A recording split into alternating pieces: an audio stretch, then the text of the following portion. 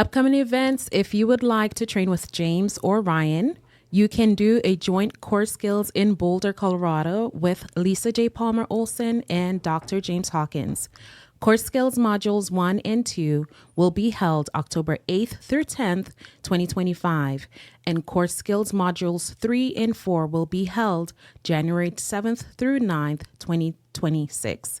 You can register at courses.iefft.org/courses 2025 Core Skills Colorado. October 15th through 18th, 2025, you can do an externship with James in beautiful Bend, Oregon. You can register at www.counselororegon.com. You can train with Ryan as well as George and expect to see James at the annual Arkansas EFT Center externship, July 29th through August 1st, 2025, in person in Fayetteville, Arkansas. www.arkansaseft.com events/externship. We would like to invite everyone to come hang out and learn with the SV team at the first ever SV Focus Lab. This is an advanced EFCT training intending to push the edge with a focus on nuance in application, illuminating EFT and Sue's incredible model. You can learn more and register by going to www.svfocuslab.com.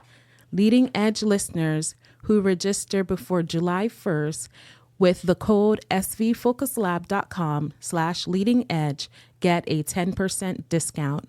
These links to these announcements can be found in the show notes. You got to replace it. As we move to wrap up the Resistant Client Series, we're going to talk about what do you replace the resistance with? Welcome to the Leading Edge in Emotionally Focused Therapy with your hosts, Dr. James Hawkins and Dr. Ryan Rana. EFT is a dynamic model that humbles even the most seasoned therapists. Together, we want to come alongside you as you continually push the leading edge of your understanding and application of this wonderful model developed by Dr. Sue Johnson. All right. Well, I just want to start off this podcast just by saying thank you. I just got to come back from an externship in Tampa. Shout out to the Tampa Bay EFT community and just the ways they've honored some great EFT therapists. Dr. Adrian Mainleaf was from that area. Mm-hmm. Great guy. He passed during COVID. Huge loss. And Dr. Catherine McKay, another phenomenal also EFT. A huge loss. Yeah. And so anyway, shout out to Tampa Bay. But what I was thankful for is and shout out to the University of South Florida and them hosting Go Bulls. Yeah, I forgot Ryan knows all the mascots for all the teams anyway. But just a phenomenal program that they're running there, training up. I got to work with so many students, Ryan. And the thing I want to be thankful for is therapists who are committed to really growing in this craft. When you've done this for about as many years as you and I have done this, you can almost sometimes just like, I wouldn't say like you could want to mail it in, but seeing other people who are just so dedicated to learning and growing just keeps inspiring me to stay on my leading edge. Yeah, I want to say thank you as well. A really specific instance that's recent to me. I'm not training right now. I'm surviving my kids' baseball season, barely surviving. But I've got I'm working with an individual right now who's a withdrawer in a difficult relationship, which is a fun, frankly, easy thing to do. I'm doing versions of EFIT with him, working through what happens for him behind the curtains and shame and fears of failure. And I'm just like, I want to help this couples therapist make their job easy. I'd love it if I had that with all my couples, right? Some individual therapist who's like massaging these hard places to help it get ready for therapy. And I'm on the edge of being a little negative here, which I don't like to do. But that person is working with someone who's not so clear in their couples work. So this person's like kind of doing worksheets and we're a lot of catch me up on what happened this week, and they're making less than zero progress. We're going backwards. And I'm continuing to try to do my work and be supportive of that person. Doesn't do me any good to be critical, so I'm largely ignoring stories like that. and just trying to help him stay with, his side of the street. And so without me doing anything, about a month ago, they switched to an EFT supervisor. And in 3 sessions, it is shocking how different it is. And my client is just like, whoa, that's different. It's, very, very focused work. And they made the comment, I do feel seen and understood. I just didn't get how I was really impacting my partner. That says something. It does say something. It says that it's changing their life is what it says. And, that previous therapist probably was doing some neat ideas, but it just was not real focused in the tune. So I want to say thank you when you are doing that hard work and trusting the process and trusting the model, resisting the urge to try to practice 5 models at once, which none of us can do.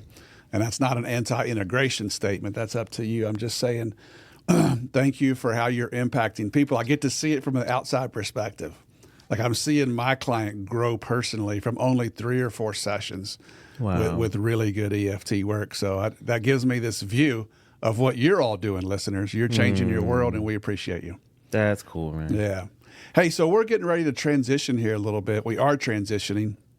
We kind of have our next 2, small series in mind, but we also want to take a minute and pause. If you're listening to this episode, I don't know what number this is, but it's like 100 and something. 114. 114. Wow. I didn't know we had that many words. But anyway, that's a lie. We also like to pause here. We'd love to hear from you. If you're listening to episode 114, thank you. But also, if you have something burning you'd really like to hear us focus on, as always, you can give us feedback. And you can email us at dochawklpc@gmail.com. In the subject line, if you would put left feedback, we're going to have some people who help us accumulate that, kind of assimilate that, and hopefully get some of the things you'd like to hear from on a podcast coming up here in the next, at least this year sometime. And what I also might do is in these show notes, I'll go ahead and make a Google survey, and I'll throw that in there. So then that way, me and Ryan can be able to Google, put it in the charts, and maybe we can kind of see if there's any patterns in the data. So, all right. Looking forward to hearing from you. Thank you so much, Ryan. Well, I'm excited about this one. This is kind of us saying we're going to end the Resistant Client series, unless something happens today. Me and Ryan get sparked with a new idea. That's possible. Very possible. But today is going to be talking about, once again, Resistant Client, replace it with corrective emotional and co-regulating experience. In other words, if the reactivity comes up, it's still an emotional signal. And our job is to try and get it as vulnerable and clear as possible to put it to use, not trying to avoid it or escape it, but it's there for a reason. And so that's what our hope is, to focus on this today. Yeah, I love it. I love it. This is, kind of your episode topic, but it's mine too.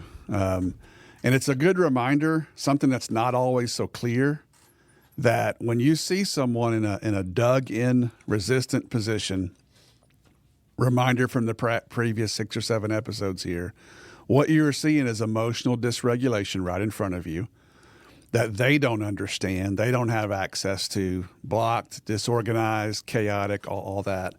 You're seeing protective behavior. Okay, so we're going to find a resistant stuck position, that they're stuck in protection, that they're in forms of fear. But also, taking you back to graduate school here, it's also homeostatic. This resistant position has a function. It is doing something, not only to protect the individual, but even to protect their relationship. So there's the felt experience in the moment that I have to do these things or not do these things, as it may be, to keep really bad things from happening. So it's holding up something really important. Resistance, among other things, is like a supporting beam in a wall. And so if you just take out this bad behavior, like I've seen before, like trying to talk someone into validating their spouse when they're dysregulated, which we don't do. We don't teach people, you need to validate your partner. We want to facilitate that. Yeah. But when they're blocked, it's weight bearing in the wall. It's homeostatic. So I don't want to take out a weight-bearing beam in your house unless I have something to replace it with. Something else has to hold the weight of the safety of this relationship. And that's kind of our topic today. So James, tell me what you think about that. I like the picture. That was one, if you saw my face light up, it was when you said it's weight bearing. One, I appreciate you saying that, Ryan, because you're giving value and significance to reactivity and not just treating it as an obstruction, because it does have attachment significance. So we need to understand when the resistance is there, what's the weight it's holding. And that's why I think, you tell me if I'm on track with you, Ryan, when we're talking about getting it replaced, that's what we're trying to do, is we're trying to find the weight, the attachment weight that it's bearing, and get them into an appropriate, a vulnerable enough attachment experience to be able to share it and see if it can get responded to. Mm-hmm. So I like that, that it is a weight-bearing mechanism that it's holding space for a moment. When they don't feel safe letting themselves be seen, this reactivity is holding some kind of space. Do you know the space it's holding and the significance? And what happens if this reactivity goes away? What would life be like for your client? Right. And that starts getting us into that vulnerability that they can replace it with, hopefully. You know, and couples therapy is way harder than individual therapy, but this is why I'm putting my hands in the air better, because it's one thing to have a shift for an individual. Mm-hmm. It's one thing for you to get me to see, yes, you're angry or protesting, but Ryan, there's also a fearful place. Mm. And maybe I have tears in my eyes. And as a therapist, that starts to feel good, and it is good. You're heading in a good direction. But that does not replace the resistant behavior. Mm-mm. It's only when you can facilitate my partner's love coming into that fearful place. And then can you facilitate, finish the mission? Can you facilitate me taking that in? Mm. That's when you've replaced the resistance. Now I have a whole new structure, a new way of being, that my partner, instead of just being a danger cue, is this secure base with this felt sense that when life starts to shake me, instead of having to leave or instead of having to protest, I can invite. I can let my heart be seen, and they can stop what they're doing, A-R-E, the basics right here, and bring love into this fearful, sad, hurt place. You help me take that in and slowly start to trust that. And that's when resistance has been replaced. Until then, we're just walking around it. And I think sometimes, ironically, emotion can confuse us because we see tears and we think we're there. And tears are important, but it's not replaced. Right. That's a lot of great nuggets stored in what you just said.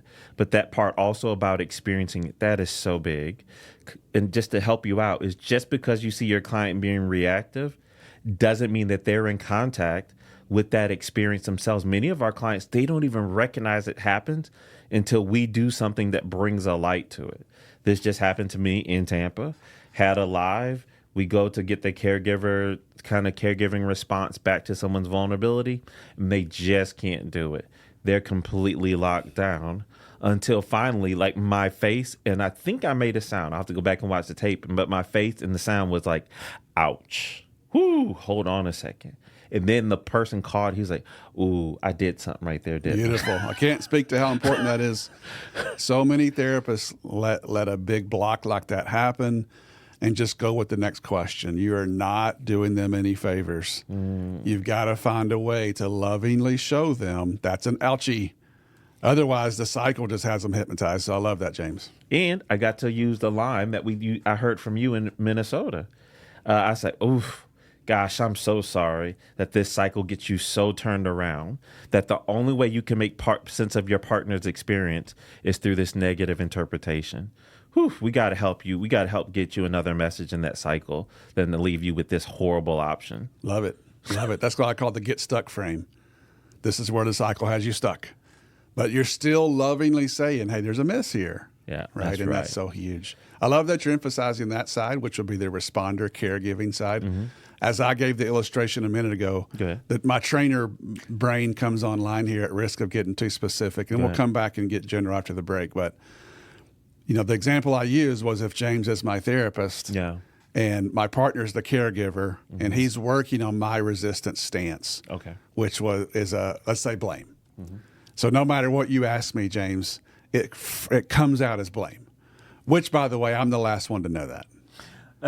How do you feel, Ryan? Well, I feel like when my partner does this, that's when I get sad. And a lot of EFTers will even enact that. I disagree. But that's optional. But so, you see, the frame that really came out is if my partner would just change, I'd be okay. And that's not showing of self. Let's say you do a great job with me because you're seeing that Ryan's not just trying to be difficult, that Ryan's in a panic place. And, this continual blame is not only protective, it's also homeostatic. Like this is holding up something for not only Ryan, but also for the relationship. And you stay with me and you're using yourself, which is probably why EFT works. And so I finally drop into a very tearful fear, okay? I want you to remember when that happens, it's still probably going to be in parts. It doesn't have to be full and fully open to still be really effective. You can grab 10%. You can have me enact 10%. And to your point, the caregiving response doesn't have to be perfect either. We can work parts and slice thinner, and that really is the leading edge. And I say all that to say, beginning EFTers often think that's a problem when that's perfectly on track. You're seeing exactly where I can share my heart and exactly where my body goes, hold on a minute. If you can see that, that is perfect. All right, let's take a quick break. Do you like the content that you're hearing on this podcast?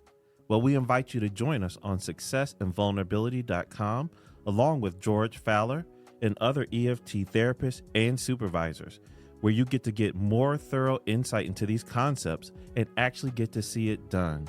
Once again, join us on successandvulnerability.com. So Ryan, I appreciate what you did there, which is good. Which I love your focus, by the way. I like that. So one, we talked about even getting it replaced, and let's just talk about the sharer part. And part of what you said to get it replaced was, one, slow down with it, and maybe you do some parts work with it. But ultimately, what Ryan was going to, it's when that reactivity comes up, don't ignore it. Don't just keep asking questions in the sense of trying to get out of it, but truly understand the resistance in front of you. That's one part of it, to get it clear and sent over. But make sure when you send it over, Ryan and I, even before we were talking, was, I remember one time hearing something from Sue, and Sue would talk about, like, if you keep trying to go for the sadness, but the fear and reactivity keeps taking over, privilege the fear and the reactivity and work with that. But we don't want to use that in a way that becomes itself a problem. So we don't want to be passing over blame. We don't want them just to turn and just yell at their partner, I'm so mad, that kind of thing. But it is like, hey, what's this? I like George's frame kind of like, and what's the hope of this anger right now? Nice. What's the hope of this, like, kind of like, what is your nervous system trying to get me to understand here? Yeah. And then when George can get that message, then that's what he'll get them to share. Like, this is the attachment message of the anger or of the reactivity. Then I love that you caught and helped separate it out. And then there can also be resistance with the caregiver. And how do we even appropriately address that resistance or make it experiential? And then that's where I went to you've got an Abe and call it like, ouch, and ouch just happened in the room. So I like in that segment, that's what my mind went to, like, oh, we're making it experiential, the reactivity, whether it's on the sharer side or the caregiver side. Yeah. And there's a clinical decision sitting right here, and we're staying specific. Then I want to go back general maybe after this, but it is a clinical decision that there are many different opinions on here. Among trainers, there's disagreement. Among EFTers, there's disagreement. And that's a good thing.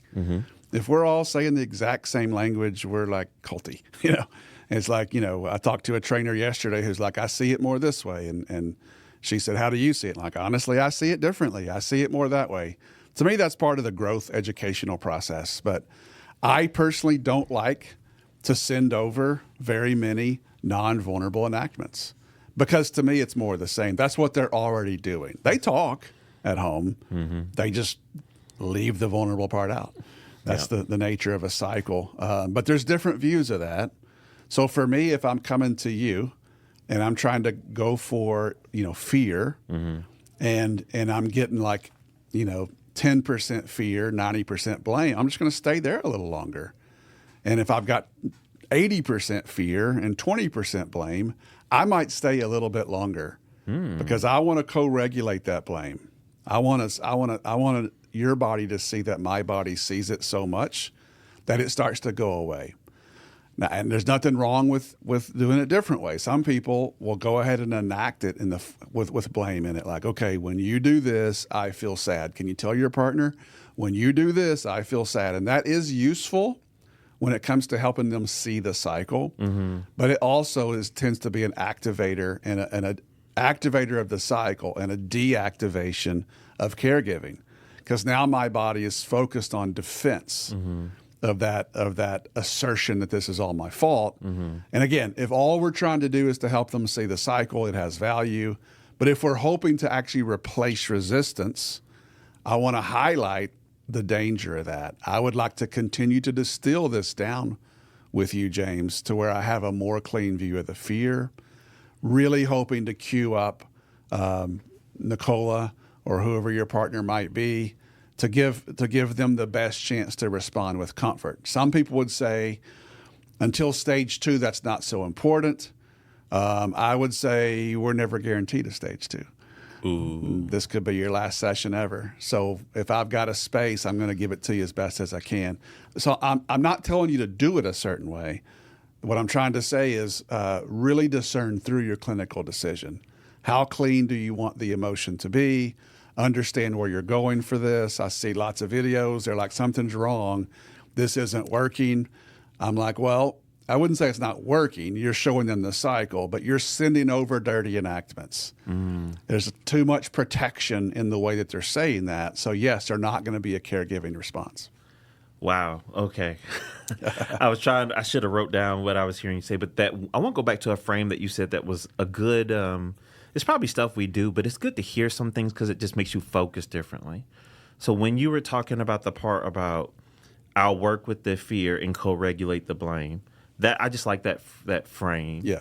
Now that's a practical part. Like, what would it look like or sound like maybe to work with the fear but try and co-regulate the blame? And I like your way of like almost like I've started juicing lately, and it's like almost like you want to run the juice and you want to purify it to get the most vital nutrient out of that. Because like I can't eat 2 cucumbers, 2 apples, and a bunch of kale. But I can filter it through and get the most essential nutrients out of as much as I can. So I don't know. That's the frame I like. So how would Ryan work with the fear and co-regulate the blame? Yeah. Well, let me tell you what I'm not saying. Yeah. I'm not saying wait until it's all perfect to do the enactment because that won't work and you just won't do enough enactments. And part of doing enactments is to help people see the cycle. Part of doing enactments is just getting a quantity of times. They just need to turn to each other over and over and over in our office to where they start turning towards each other at home. That said, I think about a live I did out in the Western U.S., doesn't matter where, and this local therapist who's doing a good job. I got a quick look at a video of how stuck this couple is. I jump into the live. It goes well. Afterwards, lives are a funny thing. Sometimes when they don't go well, people panic. Other times when they do go well, people panic because they're like, wait, you're doing the same thing I'm doing. Why are you getting such a different result here? And so thankfully, I had that video and I could go back and say, see, so when you set that enactment up, you actually enacted about 60% blame. And so that the partner couldn't see the 40% of vulnerability. And all I did was stay with it two sentences longer. Just a little more distilling to where their body can see that my body sees the hurt and sees that my partner's protective moves makes this hard to bring my heart forward. So I just said that. I just called that forward 3 or 4 times. And then that person was able to say, okay. And so then when I set the enactment up, the blame didn't come across, and it's a completely different animal. So again, it's really a clinical decision. That's good. That session for me was session 18. We already had a lot of safety. We were already pretty advanced through stage 1. So for me, I'm not going to stop short. That's good. I felt like it was right in my office. I'm going to clean that thing to give this couple a shot to sort of complete a mission. Not necessarily a full stage 2 corrective experience, but a really solid stage 1 enactment.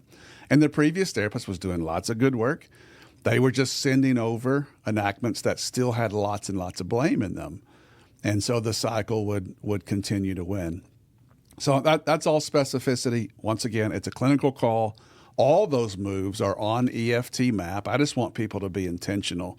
I think that's what was lacking a little bit with that therapist, is a little bit not intentional enough, and from the standpoint of leaving the protection in the wording of the enactment and then being confused of what happens. So if you're going to do that, just know I'm not expecting a lot of empathy here.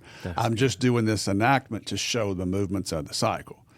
Where we don't want to be is you're trying to have this really secure moment while we're leaving that in. So I just want to be intentional with that clinical decision. I like that. And even the frame about, even that decision point about how clean do I need it to be today or this moment. And even to think about in each enactment, that's another frame, right? Like how much vulnerability to kind of mixed in reactivity protection is in it. We'd love for it always to be 100%, but sometimes we have to say, you know what? I'll live with the 20 that's still in there today because maybe it's early. Later on, I'm going to really, especially if it's stage 2, like, no, take that out, and just let your partner see you, which is a great another part for people about working, helping with those clinical decision points. Right. And then also it helps too, if I want to, just because this happened to me in Tampa. And then even if I say, you got 20% in there, it's good for you to know that as a clinician, because sometimes when I go to the partner and they can't fully respond, I'll say something like, hey, and I get it. And I never had the percentage, so but now the language, hey, I get it. Maybe about 20% of that could feel like it's the same old stuff that you hear all the time. Okay. I totally get that. But the 80% that's maybe different, that they normally don't get to talk to you about, that they don't share. What's it like as your body hears that right now, today? And how does it want to move towards them? Yeah. What I did at least is I know the 20%'s there, and I'm not making their nervous system because I've seen that, Ryan, where the responder almost like, all right, I see what you're trying to get me to do, therapist. Should I ignore that I just got punched today? Yeah, there you go. And sometimes they'll be like, I'll let that slide, and they'll be nice. Then sometimes sometimes they won't. I can't. Well, and I can't is the purpose of this whole series. So even as you're saying that right now, and this is a made up scenario, I'm not even thinking about my relationship. I'm just putting myself in this chair. Mm-hmm.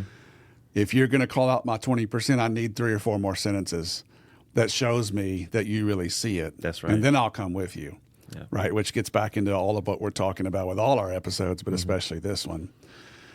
But just going big picture for just a moment, I just want to try to clarify.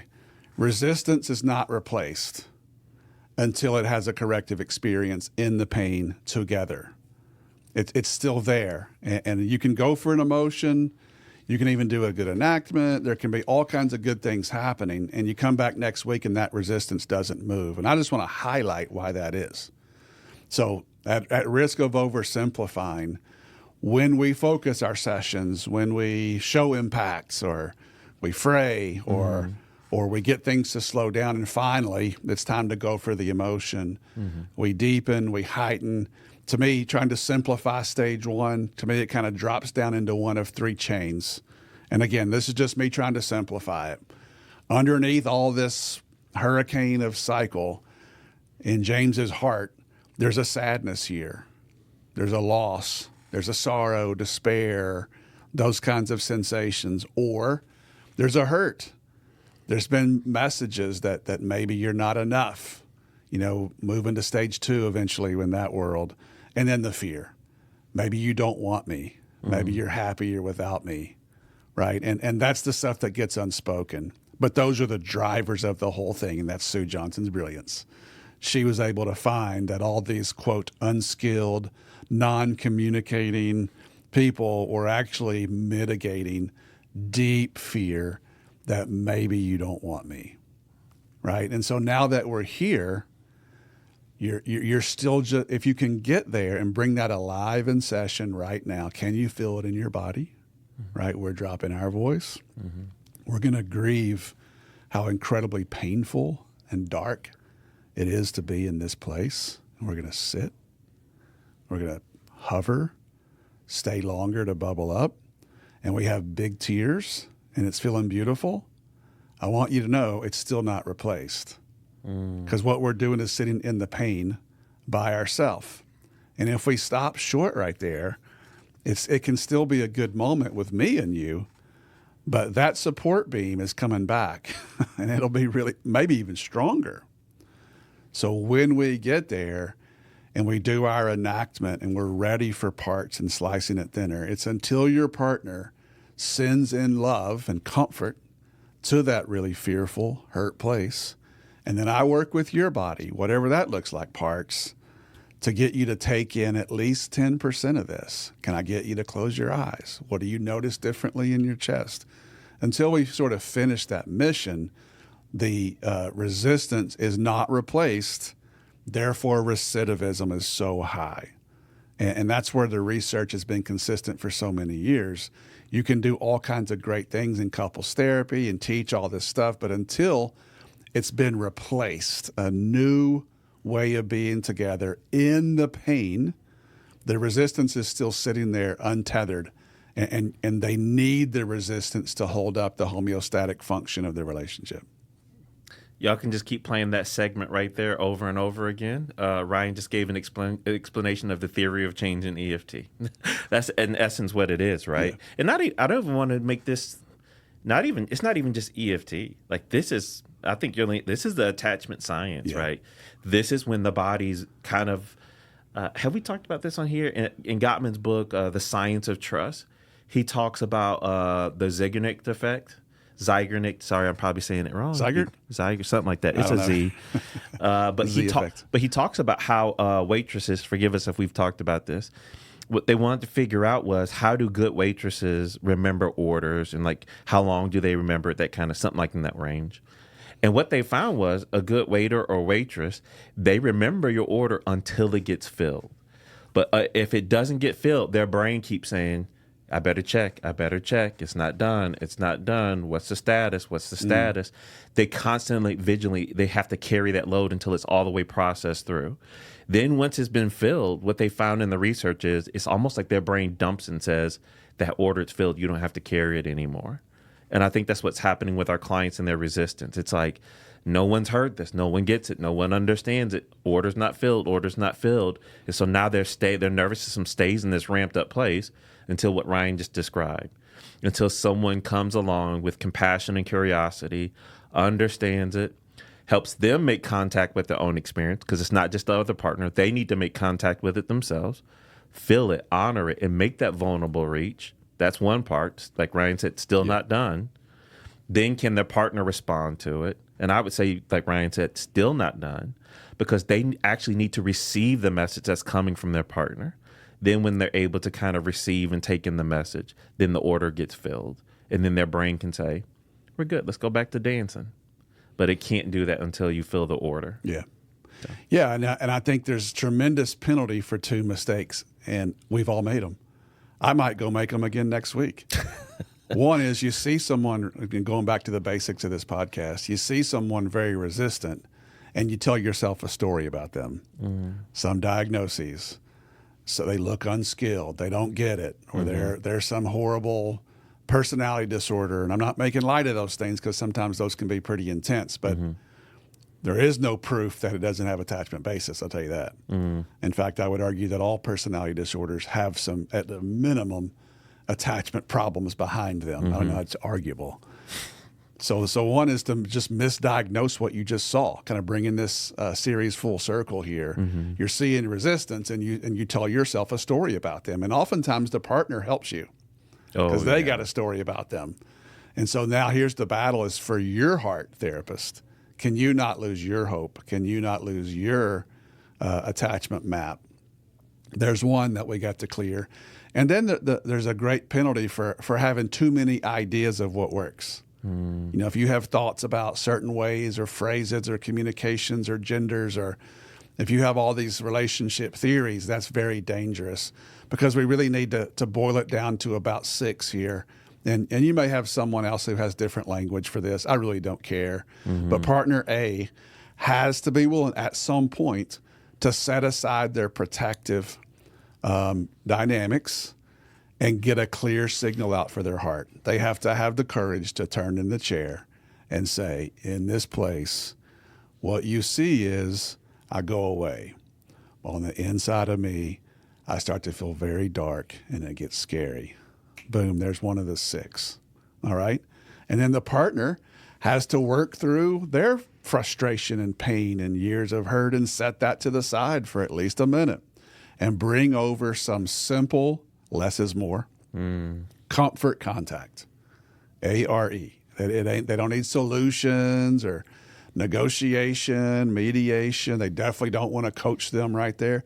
They got to have comfort contact. And then some people, and this is my point here, a lot of people miss this third point here, which is going back to the sender and helping James take this in, which sometimes is hard. Even if I've gotten a clear signal out, and even if my partner has responded perfectly, can you take it in your body? Can you embody the comfort that was just given to you? So there's 3. Now we got to do it on the other side. Same 3 moves with partner B. Can they set aside their protection, get a clear signal out? Can that partner set aside their pain, show up to comfort? And then can partner B take in the comfort? When those things work in sync, you have a secure bond. So all that to say, every EFTer in the world who's heard this is like, duh, probably. But it's an important reminder, especially when you have someone very, very in a resistant, stuck place, because our nervous system, as you and Chad do a great job, ourself with the therapist stuff gets scared, gets reactive, and it can make you lose your map. But those points, Sue was right. When people can do that, it is shocking how it redeems so much, a sense of us, a sense of self. Ryan, that was like a great description of what we're trying to do in EFT, y'all. I'm serious, that segment, I wrote it down. I'm like, all right, we got to pull that one out as a clip. And I want to encourage you all, as something practical, does it make that much sense to you? Could you hear how simple, but how clear Ryan just explained the moves on helping the sharer come out of resistance and why, and the moves about helping the caregiving partner or partners and why we're helping them come out? You need to have it. I would say, because why this hit me, Ryan. Someone asked me in Tampa, like, James, you're so confident. How did you get there? And it goes to what you just said, Ryan. It's not, I'm appreciative for the skills I have, but if I'm going to tell you anything, it's a community of people I'm surrounded with a lot of just sharp people who help me see my process. But 2, they kept pushing me. I think you and George and Leanne's and all the people and Catherine Ream who mentored me. Do you understand this, James? Tell it to me. Tell me how you understand it. And then if it's that clear in you, that's also what I noticed. That's how I stay focused in the middle of resistance. Did I get this person to make contact? Is it clear? Have they sent it? No, we're staying here until we get that. All right, you did it. Now for the other person, did they respond yet? Nope, they're in their own protection. Co-regulate that and get the caregiving response over. So anyway, all that, I want to encourage you all. Can you find a way to give your elevator pitch? Like if a client said, what's your theory of change? How does your therapy with you help me get better? If you can't explain that into an elevator pitch, I say go figure it out. Because to put in an elevator pitch means it's clear and succinct in you. At least that's the way it works for me. If I can't explain something in an elevator pitch, I don't know it yet. Well said. I work hard on that with our interns. So me running through those little 6 moves, I want you to find your version of that. If you don't like my language, if that's too tactical, if you want to like slow down and whisper it all, fine. Whatever you do is good with me. I got 2 more things to say. I know we're going long here. Probably nobody's listening at this point anyway. So I want to compliment you first to make a point to them. Now, I want to go a direction. I'll see if you like it here. Okay. Here's a brainstorm happening live. Right. Why are you so confident, James? Well, first of all, let's give James credit. You're very talented. You're brilliant.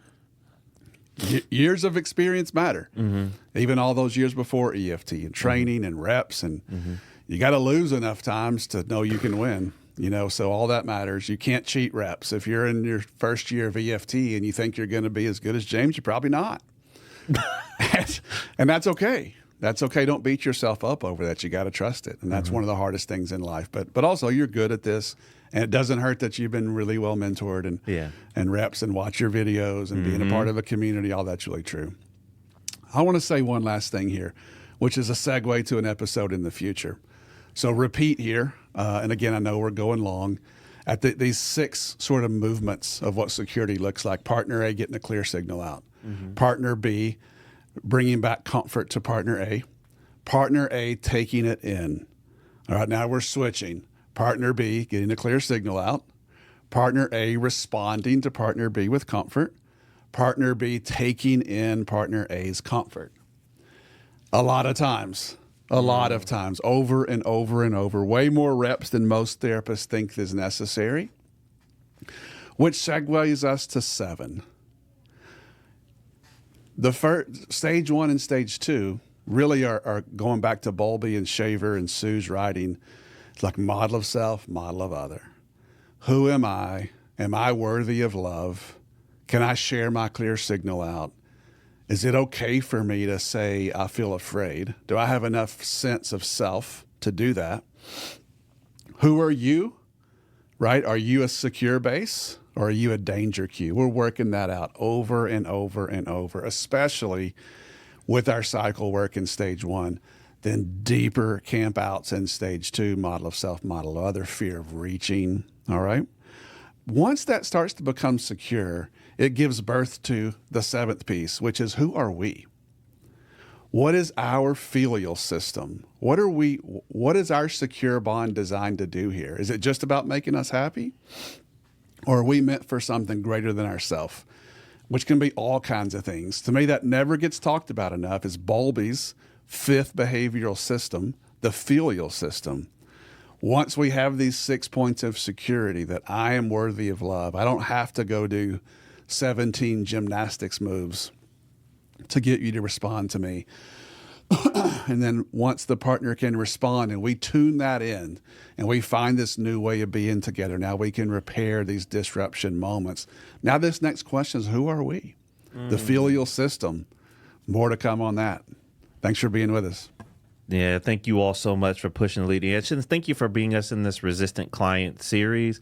And we call it a Resistant Client, but we're really saying working with clients in their resistance, because y'all, that's why they're coming to us. They're not coming to us just to have fun and kick it and to have casual conversations. They're in a battle for their hearts and for their relationships. And so once again, I know we've said thank you, but thank you that you are people who are willing to go into those hard places to help people to have these vulnerable conversations and help them push their leading edge. Appreciate you.